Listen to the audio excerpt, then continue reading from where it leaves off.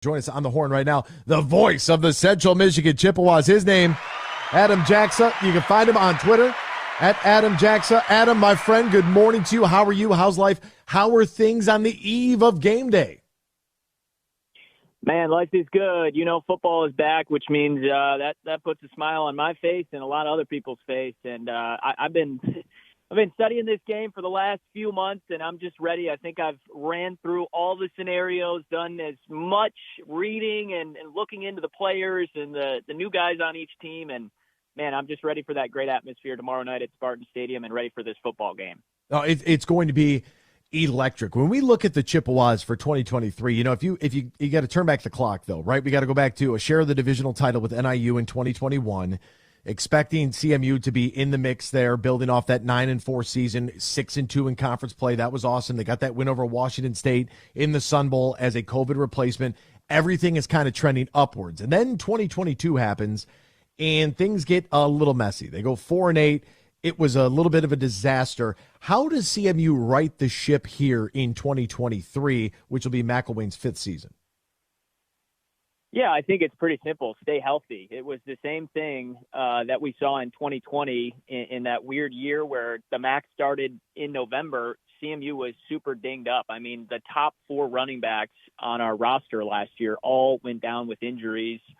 There were injuries to our starting wide receiver and our starting tight end. And there was also some coaching changes.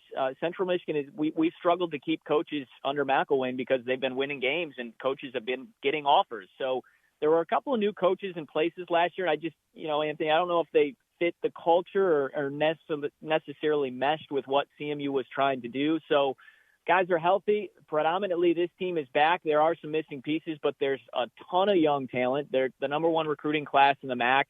And they are hungry to kind of do what they've done in the odd years under Jim McElwain. When no one thinks anything of them in 2019, they turn around a one-win season in 18 and go to the MAC championship. You mentioned 2021. They're coming off that 3-3 dismal COVID year, and they're a botch snap away against NIU from getting back to the MAC championship game. So here we are sitting in 2023, and yes, this season will start with Michigan State, but once we get into conference play, the three teams that have been picked above them, Toledo, NIU, Eastern Michigan, all have to come to Kelly Short Stadium. And when Jim McElwain's had good teams in those 2 years, Kelly Short Stadium has been a tough place for opponents to win. So I think this is going to be a really unique and opportunistic season for a talented team that really nobody knows about outside of the guys in Mount Pleasant. You know, Adam, you mentioned Kelly Short Stadium, and it brought me back to the 2011, 2010 season. I was doing sidelines, and Bowling Green is on the road, 2010, 2011, one of the years. And I'm telling you, I don't think I've ever been, I've been cold a couple times. That was definitely, it was late in the season. I was like, oh man, this is not good. We are not dressed. We are not prepared for this right now. So every time I hear Kelly Short Stadium, I immediately, like my hands, my feet get cold. It's just terrible. Now, this game tomorrow night between Central and Michigan State is going to be kind of interesting in the fact that we've got some quarterback. I don't want to call it controversy because what's the controversy? We got to figure out who's going to play the position on both sides of the ball. And with Peyton Thorne's departure to Auburn, it kind of feels like this team at Michigan State is almost susceptible to maybe turn back the clock to 09 here, Adam. Little upset city. Who's going to be the quarterback for Central Michigan? Yeah, I mean, looking at both these teams, they are so similar. Each team, I would assume, is going to play both quarterbacks. I mean, Jace Bauer and Bert Emanuel Jr., I would expect Central Michigan will play both. They're both dual threat guys, but a little bit different skill sets. Bert Emanuel Jr. is the son of Bert Emanuel, who was a great NFL wide receiver, and there's excellent athletic genes with Bert Emanuel Jr. I mean, he burst on the scene last year in 4 games, kept his red shirt. I think he went for nearly 300 yards on the ground and single-handedly helped them beat Buffalo. He's had 3 touchdown runs of 60-plus yards, and he touches the football, you got to pay attention. So they've been working on him being able to throw a little bit better. He's got a little hitch in his throw, and that's why Central Michigan was able to get him late, because he was being recruited as a wide out or a safety or a tight end. He wanted to play quarterback. So they've worked on his mechanics.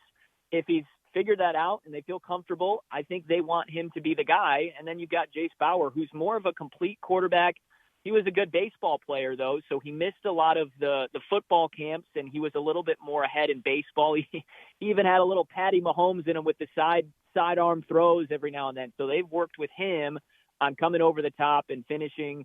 And I mean, they've got two really good options. Bert Emanuel Jr. is the athletic guy that can run it by you, and he's hoping that he can throw it this year. And Jace Bauer's a guy that'll stick his nose in there, and he's not afraid to take a hit, and he's been able to complete some throws as well. So they're both new, inexperienced, but I think like the rest of CMU's team, they're young and talented. It'll just be, can they shine bright night one under the lights in front of 70,000 down the road in East Lansing? And I certainly think, as you mentioned, it helps to see that, two of the three Central Michigan wins in this series have come when Michigan State is breaking in a quarterback. Two of the three wins in this series have come when Michigan State is playing CMU in their first game. And there's also the fact that, CMU won in 92. Michigan State rattled off 4 straight wins in the series. CMU won in 2009. Michigan State has now rattled off 4 straight wins in the series. You know as well as I do, Anthony, there's those eerie, historic feelings in sports that sometimes will come back and you think, oh, well, I wonder if this could happen again. If you're a Chippewa fan, I think you should be watching tomorrow night. I don't know what the final score is going to be, but I really think this is going to be a good football game. How does Central Michigan then try to defend Michigan State? I know that they have a young fella coming off the edge in Michael Heldman, who is one of those risers, 6'4", about 250, just an absolute monster. Do you think that they have enough on that DN? Because we know a lot of times when you get the MAC Big Ten game, every football game is one of the trenches, but that's usually the biggest disparity, right? Offensive and defensive lines, where the group of 5 schools struggle a little bit up front. On the defensive side, they get pushed around a little bit. On the offensive side of the ball, they get pushed back a little bit. Is Central Michigan going to be strong enough in the trenches to be able to keep this competitive?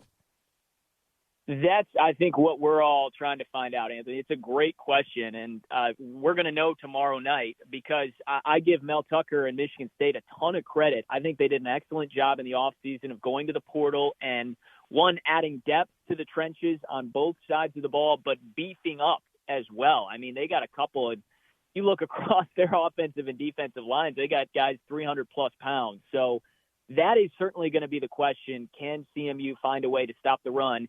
Here's another similarity, though, with CMU and Michigan State. They're both great front seven-wise, so that is the strength of this CMU team. And again, I've been covering these guys for a decade plus, and every single year it seems like they churn out great defensive linemen and great run stoppers. They've always been able to stop the run.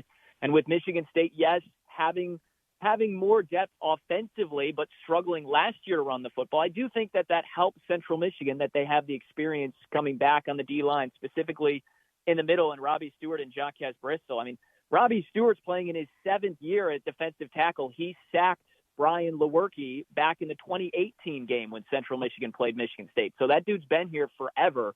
There's great experience, and I think that certainly helps and is something that Central Michigan hopes they can rely on that defense. As you look at this difficult non-conference schedule for them, going to Notre Dame, going to a 10-win South Alabama team, going to a conference champion and getting New Hampshire next week. I mean, I think they want to rely on their defensive experience and talent through these first few games as they try and figure out the new pieces offensively. That's that boy. I mean, Robbie Stewart is the guy older than us. That's what we need to. That's what we need to be able to. How old is this dude? It's like Danny Almonte, Little League World Series. Like I am 14. Guy's got like a full chest of hair and a beard going on. That's great, man. Well, Adam, I appreciate you so much for stopping by to hang out with us a little bit, preview this game between the Chippewas and the Michigan State Spartans. All right, this is the hardest part, right? When you work for a team, I get it. We're all trying to be as neutral as possible. The most fair and most honest show in the country. That's what I like to brand us as. Whether that's true or not, I don't know. It's up to you.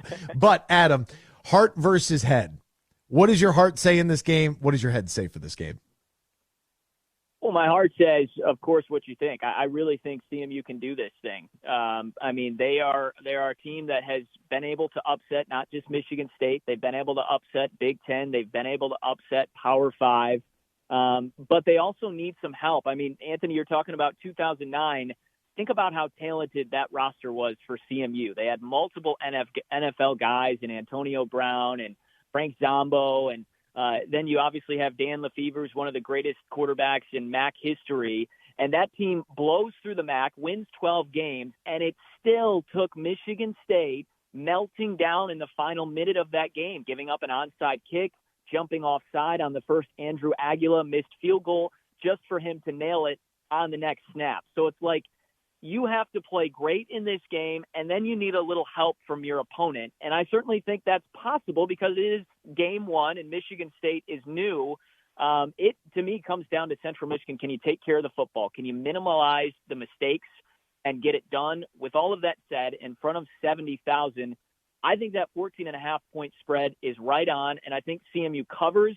I'm going to be curious if they have enough plays to get the job done. I don't think so. That's my head speaking, but again, I think it's going to be a great game, and certainly if you're a Chippewa fan, and I know there's a lot of them that are going or going to be interested, especially with the history of this series, you should pay attention, watch this game, and even if CMU doesn't win, I think they're going to have a really good opportunity to have a special season here in 2023. Adam, all right, so this is the real last one here then for you. Who do you think wins? Yeah, that was one, but then I got to thinking, I was like, hold on, I got one more. Who do you? Bonus question. Yeah, bonus round. Here we go. No whammies. Who do you pick to win the Mid-American Conference regular season then? I'm going to cop out here and give you 4 teams because this is what I've been doing. In the West, I think Toledo is clearly the favorite. I mean, they bring back everyone and one of the best quarterbacks in the league. And the other team, again, I really think Central Michigan and Toledo, top to bottom roster-wise, are the most talented in this conference. And Toledo, just like they did in 2019, has to come to Mount Pleasant on the final game of the regular season. I think that could be a game that decides things just like it did in 2019. So I wouldn't be surprised if Toledo represents the West, but I think Central Michigan, who's picked fourth, is definitely going to surprise some members of the media or any individuals that are really writing them off, which I totally understand, but I think they're going to be into it until the end. And then on the East side, it's really going to depend on Curtis Rohr. Can he stay healthy? He is such an X factor, and I think it was precautionary him leaving in that game against San Diego State. But to me, it's Ohio or Miami, that great rivalry. One of those two teams comes out of the East. I think it's Toledo or Central Michigan that comes out of the West. You know me, I'm from CMU. I know how the West has had their ways with the East. So I think Toledo or Central Michigan is going to get the job done this year.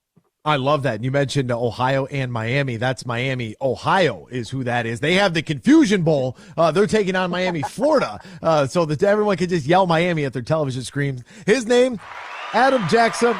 Adam, my friend, as the voice of the Central Michigan Chippewas, I hope you have a wonderful call. We'll be watching tomorrow night. Thank you so much for your time today, partner. We greatly appreciate it.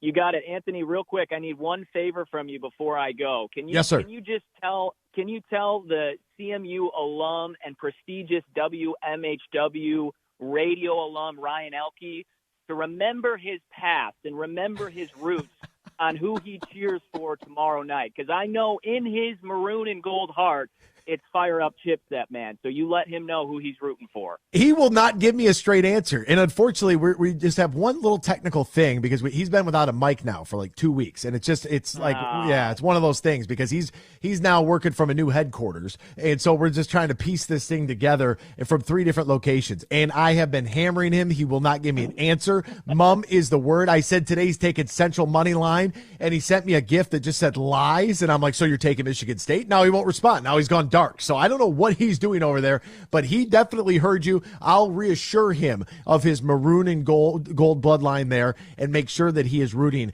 the right way. Fire up Chips tomorrow night. I appreciate it, Anthony. Enjoy the show. Thanks for having me on, my man. All right, partner. Thank you. There he goes. Adam Jaksa. Wait a minute. We got something. He goes, I'm in the press box. There is no cheering with a Dave Chappelle. I plead the fifth. 1, 2, 3, 4, fifth. Bing bong. Ryan Elke with a very politically correct answer. There is no cheering in the press box.